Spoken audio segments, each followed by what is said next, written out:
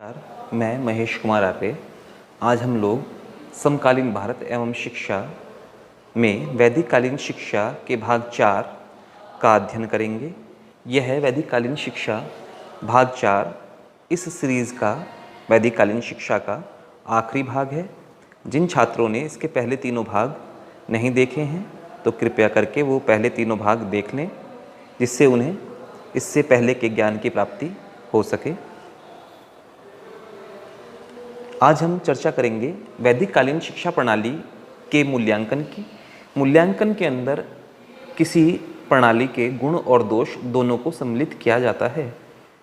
यहाँ हमने नंबर 1 पर वैदिक कालीन शिक्षा प्रणाली के गुणों को रखा है। इसके जो पहला गुण है उसे बोलते हैं निःशुल्क शिक्षा। वैदिक काल में गुरुकुलों में शिक्षा के लिए किसी भी प्रकार का शुल्क नहीं लिया जाता था। उस समय शिष्यों के आवास, भोजन, वस्त्र आदि की व्यवस्था निःशुल्क होती थी। इसकी पूर्ति राजा एवं धनी लोगों से प्राप्त धन, भिक्षाटन और गुरु दक्षिणा द्वारा होती थी। आज संसार के सभी देशों में एक निश्चित स्तर तक शिक्षा की व्यवस्था निःशुल्क है। ऐसा ही हमारे देश में भी है। नंबर 2 पर है शिक्षा का व्यापक अर्थ। वैदिक काल में जो शिक्षा की व्यवस्था की गई थी वह व्यापक अर्थ में थी। शिक्षा का अर्थ केवल सीमित पाठ्यक्रम को अर्जित करना नहीं था। शिक्षा आजीवन चलने वाली प्रक्रिया मानी गई है। वैदिक काल के अंदर वैदिक काल में छात्रों से यह अपेक्षा की जाती थी कि वे गुरुकुल शिक्षा पूरी करने के बाद भी स्वाध्याय में कभी प्रमाद न करें। उस काल में लोग जीवन के अन्य कार्यों के संपादन के साथ साथ निरंतर ज्ञानार्जन करते थे। गृहस्थ आश्रम के बाद वानप्रस्थ आश्रम में प्रवेश करने के बाद भी लोग अध्ययन और चिंतन किया करते थे और समाज को अपने अध्ययन एवं अनुभवों से लाभ पहुंचाया करते थे। आज संसार के सभी प्राय देशों में शिक्षा को सतत बनाने का प्रयास किया जा रहा है और अधिकांश देशों में ये व्यवस्था लागू भी है। नंबर 3 पर है शिक्षा के व्यापक उद्देश्य। वैदिक काल में शिक्षा के उद्देश्य अति व्यापक थे। उस काल में शिक्षा द्वारा मनुष्य का शारीरिक एवं मानसिक विकास किया जाता था। इन उद्देश्यों की प्राप्ति के लिए पाठ्यक्रम को भी 2 भागों में बांटा गया था। एक भाग के अंदर हम रखते हैं अपरा, जिसे बोलते हैं भौतिक। भौतिक का अर्थ है यहाँ पर इस भूमि, इस धरती से रिलेटेड जो भी ज्ञान दिया जाता है या जो भी शिक्षा प्रदान की जाती है उसे अपरा शिक्षा कहते हैं। एवं जो इसका दूसरा भाग है उसे हम बोलते हैं परा या आध्यात्मिक शिक्षा। आध्यात्मिक शिक्षा का अर्थ है कि परलोक की तैयारी या मोक्ष की प्राप्ति इसका अंतिम उद्देश्य है। दोनों प्रकार के विषयों एवं क्रियाओं को पाठ्यक्रम में स्थान दिया गया है। हाँ, यह बात अवश्य है कि उस समय सर्वाधिक बल भाषा, साहित्य, धर्म, दर्शन और नीति शास्त्र की शिक्षा पर दिया जाता था और ये उस समय गुरुकुलीय शिक्षा के अनिवार्य विषय भी थे। आज हमारे देश में उच्च शिक्षा की पाठ्यचर्या अति व्यापक हो गई है, परंतु यह बहुपक्षीय नहीं है। जबकि वैदिक काल के अंदर जो शिक्षा दी जाती थी वह बहुपक्षीय थी। मनुष्य के प्राकृतिक, सामाजिक और आध्यात्मिक तीनों पक्षों का विकास आज की आधुनिक शिक्षा नहीं करती, जबकि वैदिक कालीन शिक्षा इन तीनों पक्षों का विकास करती थी। शिक्षा का विशिष्टीकरण। हमारे देश में उच्च शिक्षा के क्षेत्र में विशिष्टीकरण का शुभारंभ वैदिक काल में ही हो गया था। हाँ, यह बात सत्य है कि वैदिक काल के प्रारंभ में तो यह विशिष्टीकरण छात्रों की योग्यताओं के आधार पर होता था, परंतु उत्तर वैदिक काल आते आते यह छात्रों के वर्णों के ऊपर, मतलब जाति व्यवस्था के ऊपर आधारित होने लगा था। संसार के सभी देशों में उच्च शिक्षा के क्षेत्र में विशिष्टीकरण का क्षेत्र व्यापक हो गया है और छात्रों को उनकी योग्यता के अनुसार शिक्षा एवं प्रशिक्षण प्राप्त करने के अवसर दिए जाते हैं।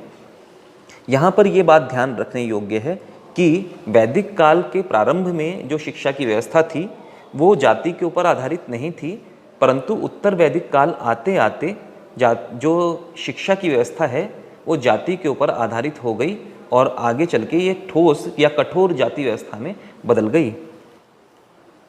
अगला हमारा है उत्तम शिक्षण विधियों का विकास। वैदिक काल में गुरुओं ने शिक्षण की अनेक उत्तम विधियों यथा अनुकरण, व्याख्यान, प्रश्नोत्तर विधि, विचार विमर्श, श्रवण, मनन, निधिध्यासन, तर्क, प्रयोग एवं नाटक, अभ्यास, कहानी आदि विधियों का विकास किया था। उस काल में शिक्षण को रोचक और प्रभावी बनाने पर विशेष बल दिया जाता था। यूं आज मनोविज्ञान के ज्ञान और विज्ञान के आविष्कारों की सहायता से अनेक उत्तम शिक्षण विधियों का विकास हुआ है, परंतु वैदिक कालीन उपरोक्त विधियां जो हमने ऊपर वर्णित करी हैं उनका महत्व आज भी है और सदैव रहेगा। हमें उनका आवश्यकता अनुसार प्रयोग करना चाहिए। नंबर 6 पर रखा है हमने गुरु एवं शिष्यों का अनुशासित जीवन। वैदिक काल में गुरुकुलों के नियम बड़े कठोर होते थे और गुरु एवं शिष्य दोनों को ही इनका पालन करना पड़ता था। उस काल में गुरु बहुत अनुशासित जीवन जीते थे। उनकी कथनी और करनी एक समान होती थी। गुरुओं के आदर्श, आहार विहार और आचार विचार का सीधा प्रभाव शिष्यों पर पड़ता था। वे भी उचित आहार विहार और आचार विचार का पालन करते थे और गुरु शिष्य दोनों सादा जीवन जीते थे, अनुशासित जीवन जीते थे। सच बात तो यह है कि आचरण की शिक्षा आचरण द्वारा ही दी जा सकती है। आज हमारे देश में इस बात की आवश्यकता है कि शिक्षक स्वयं आदर्श आचरण प्रस्तुत करें, तभी शिष्य आदर्श अनुकरण व आदर्श आचरण करेंगे। नंबर 7 पर हमने रखा है गुरु शिष्य के बीच मधुर संबंध। वैदिक काल की विशेषताओं में गुरु शिष्य के जो मधुर संबंध हैं वो इस अपने आप में एक महत्वपूर्ण विशेषता है। वैदिक काल में गुरु शिष्यों के बीच मधुर संबंध होते थे। गुरु ऊपर से प्रेम बरसाते थे और शिष्य गुरुओं में अपार आदर व श्रद्धा रखते थे। गुरु शिष्यों की पूरी देखभाल करते थे और उनके सर्वांगीण विकास के लिए कठोर परिश्रम करते थे और शिष्य गुरुओं का आदर करते थे, उनके आदेशों का पालन करते थे, उनकी सेवा करते थे। सच बात तो यह है कि जब तक शिष्यों को गुरुओं से आदर और श्रद्धा नहीं होती वे उनसे कुछ सीख नहीं सकते। जब तक गुरु शिष्यों के प्रति समर्पित नहीं होते वे शिष्यों को कुछ सिखा नहीं सकते। नंबर 8 पर हमने रखा है गुरुकुलों का पर्यावरण और संस्कार प्रधान जीवन पद्धति। वैदिक काल में गुरुकुल प्रकृति की सुरम्य गोद में स्थित होते थे। यहाँ शुद्ध वायु और शुद्ध जल प्राप्त होता था। वातावरण एकदम शांत था। इन गुरुकुलों की एक अन्य विशेषता संस्कार प्रधान जीवन पद्धति है। गुरुकुलों में प्रवेश के समय बच्चों का उपनयन संस्कार होता था। इस संस्कार से बच्चों की मानसिक स्थिति में परिवर्तन होता था। वे ब्रह्मचर्य जीवन को सहज रूप में स्वीकार करते थे और संयमित जीवन जीते थे। नियमित रूप से धार्मिक कृत्यों के संपादन से उनमें उच्च संस्कारों का निर्माण होता था और संध्या बंदन से उनमें समझ और चिंतन की भावना का विकास होता था। शिक्षा पूरी होने पर समावर्तन समारोह होता था। इस समारोह में गुरु शिष्यों को गृहस्थ जीवन में प्रवेश करने की आज्ञा देते थे और उन्हें कर्तव्य पालन आदि का उपदेश देते थे। आज की परिस्थितियों में हमारे विद्यालय प्रदूषण रहित स्थानों पर स्थित हों, उनमें पेड़ पौधे हों, फुलवारी हों, आसपास किसी प्रकार का शोर और ध्वनि प्रदूषण ना हो। यदि विद्यालयों की कार्यप्रणाली और दिनचर्या को संस्कार प्रधान मूल्य आधारित बनाया जा सके तो यह आज की शिक्षा व्यवस्था के लिए सोने पर सुहागा होगा। अब चर्चा करते हैं नंबर 2। हमने गुणों की चर्चा कर ली है, अब हम वैदिक कालीन शिक्षा प्रणाली के दोषों को संक्षेप में वर्णन कर रहे हैं। क्योंकि इनकी चर्चा पहले भी हो चुकी है इसलिए अति विस्तार नहीं किया गया है। नंबर 1, शिक्षा राज्य का उत्तरदायित्व नहीं थी। नंबर 2, आय के अनिश्चित स्रोत एवं भिक्षाटन।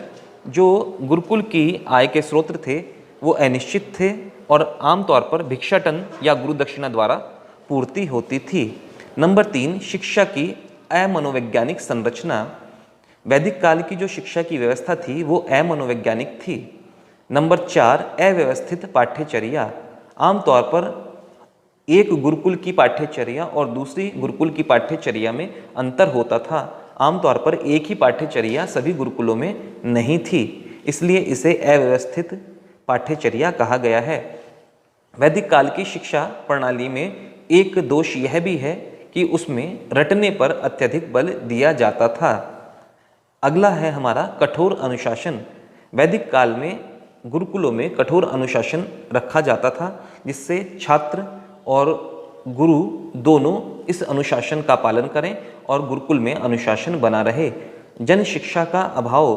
प्रारंभिक वैदिक काल में क्या हुआ कि जो शिक्षा थी वो सभी के लिए सुलभ थी, परंतु उत्तर वैदिक काल आते आते जो शिक्षा की व्यवस्था है केवल उच्च वर्ग के लिए या उच्च वर्ण के लिए रह गई। निम्न वर्ण या शूद्र वर्ण को ये शिक्षा और स्त्रियों को ये शिक्षा प्राप्त नहीं हो सकी। ये भी वैदिक कालीन शिक्षा का एक दोष है, परंतु ये दोष आमतौर पर उत्तर वैदिक काल में अधिक देखने को मिलता है। नंबर 8, स्त्री शिक्षा की समुचित व्यवस्था का अभाव। जैसा कि मैंने अभी बताया है कि प्रारंभिक वैदिक काल में जो शिक्षा थी वो सभी के लिए सुलभ थी, परंतु उत्तर वैदिक काल तक आते आते जो निम्न जातियों के वर्ण व्यवस्था में जो निम्न स्तर आता है, जिसे हमने शूद्र कहा है, शूद्र और स्त्रियों की शिक्षा की व्यवस्था पर कठोर नियंत्रण हो गया। और हमने जो देखा है कि अल्तेकर महोदय ने जो बताया है कि स्त्रियों का जो विवाह है वो आमतौर पर 12 वर्ष की आयु निश्चित कर दी गई, जिससे उनकी शिक्षा बहुत ज़्यादा प्रभावित हुई और उनकी शिक्षा लगभग खत्म हो गई। नंबर 9 पर हमने रखा है धार्मिक एवं नैतिक शिक्षा पर अधिक बल। वैदिक काल में जो धार्मिक शिक्षा और नैतिक शिक्षा पर अत्यधिक बल दिया गया और आमतौर पर शिक्षा का उद्देश्य मोक्ष की प्राप्ति रखा गया, इसलिए जो शिक्षा का मुख्य उद्देश्य था धार्मिक एवं नैतिक शिक्षा हो गया। अब हम बात करते हैं वैदिक काल के सारांश की, समरी की, पर उससे पहले मैं एक बार चर्चा करना चाहूँगा वैदिक काल के दोषों को संक्षेप में बता सकूँ आप लोगों को। नंबर 1, शिक्षा राज्य का उत्तरदायित्व नहीं। नंबर 2, शिक्षा के अनिश्चित स्रोत एवं भिक्षाटन। नंबर 3, शिक्षा की अमनोवैज्ञानिक संरचना। नंबर 4, अव्यवस्थित पाठ्यचर्या। नंबर 5, रटने पर अधिक बल। नंबर 6, कठोर अनुशासन। नंबर 7, जन शिक्षा का अभाव। नंबर 8, स्त्री शिक्षा की समुचित व्यवस्था का अभाव। नंबर 9, धार्मिक एवं नैतिक शिक्षा पर अधिक बल। अब हम चर्चा करते हैं सारांश की। वैदिक शिक्षा प्रणाली आधुनिक शिक्षा प्रणाली की नींव का पत्थर है। उसी के आधार पर आधुनिक शिक्षा प्रणाली का विकास हुआ है। सच बात तो यह है कि वैदिक कालीन शिक्षा प्रणाली हमारी संस्कृति पर आधारित थी और संस्कृति से हम अलग नहीं हो सकते। आज भी हमारी शिक्षा के मूल उद्देश्य वही हैं जो वैदिक काल में थे। वैदिक काल की भांति हम आज भी समस्त ज्ञान, विज्ञान, कौशल और तकनीक को शिक्षा की पाठ्यचर्या में सम्मिलित करते हैं। आज भी हम शिक्षक और शिक्षार्थी के मधुर संबंधों को स्थापित करना चाहते हैं। आधुनिक काल की शिक्षा प्रणाली और वैदिक काल की शिक्षा प्रणाली में जो अंतर है वह तो विकास क्रम के कारण होना स्वाभाविक ही है। कुल मिलाकर यह कहा जा सकता है कि वैदिक कालीन शिक्षा प्रणाली उस समय की संसार की श्रेष्ठतम शिक्षा प्रणाली थी, परंतु आज के भारतीय समाज के स्वरूप और उसकी भावी आवश्यकताओं को दृष्टि में रखते हुए उसके कुछ तत्व ग्रहणीय हैं और कुछ तत्व त्याज्य हैं। उसके ग्रहणीय तत्वों को हम उसका गुण मानते हैं और उसके त्याज्य तत्वों को हम उसका दोष मानते हैं। हम यहाँ चर्चा करते हैं कि जो वैदिक काल के ग्रहणीय तत्व हैं वो निम्न है। नंबर 1, निःशुल्क शिक्षा। नंबर 2, व्यापक उद्देश्य। नंबर 3, व्यापक पाठ्यचर्या। अगला है गुरु शिष्यों का अनुशासित जीवन, गुरु शिष्यों के बीच मधुर संबंध और शिक्षण संस्थाओं का संस्कार प्रधान होना। हमें वैदिक कालीन शिक्षा के ग्रहणीय तत्वों को ग्रहण कर अपनी वर्तमान शिक्षा प्रणाली को प्रभावी बनाने का प्रयास करना चाहिए। धन्यवाद। इसी के साथ हमारा वैदिक कालीन शिक्षा प्रणाली समाप्त होता है। अगली हमारी शिक्षा प्रणाली बौद्धकालीन शिक्षा प्रणाली की चर्चा प्रदीप कुमार कश्यप सर करेंगे। नमस्कार।